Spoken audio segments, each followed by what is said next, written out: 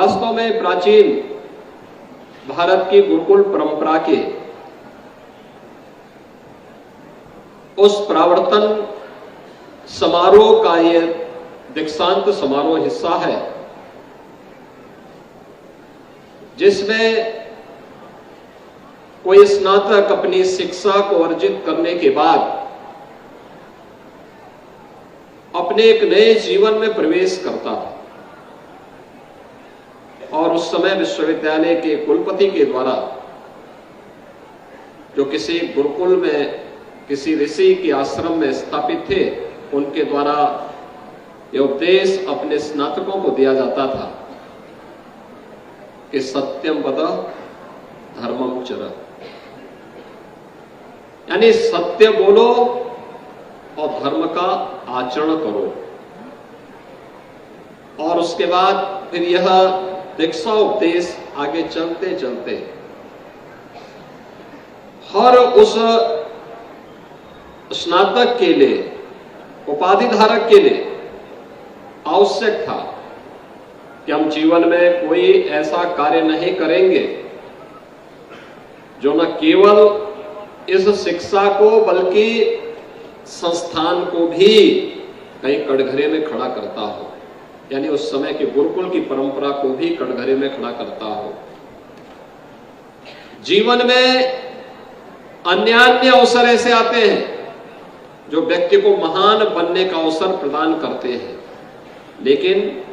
यह व्यक्ति के विवेक पर निर्भर करता है कि वह उसको अपने अनुरूप ढालने की सामर्थ्य रख पा रहा है कि नहीं रख पा रहा है, और इसके लिए उसका श्रद्धावान बनना। याद रखना, आप रामचरितमानस पढ़ते होंगे और रामचरितमानस में तुलसीदास जी भी कहते हैं, हमारे शास्त्रों में भी इस बात का बार बार उल्लेख होता है कि श्रद्धावान लभते ज्ञानम, यानी जो श्रद्धावान है वही ज्ञान प्राप्त करने का अधिकारी है। जिसके अपने गुरु के प्रति श्रद्धा ही नहीं, मां बाप के प्रति श्रद्धा ही नहीं, वरिष्ठों के प्रति श्रद्धा का भाव ही नहीं, उसको ज्ञान प्राप्त हो भी नहीं सकता।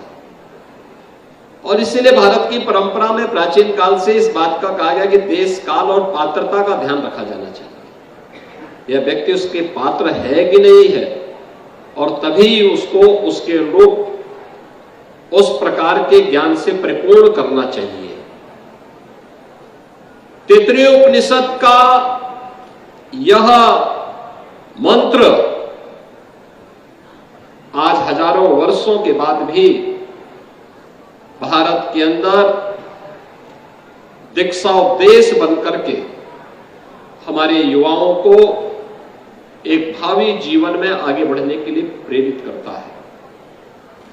वास्तव में दीक्षा का अंत नहीं है, एक नए जीवन की शुरुआत है, एक नवीनता का शुभारंभ है।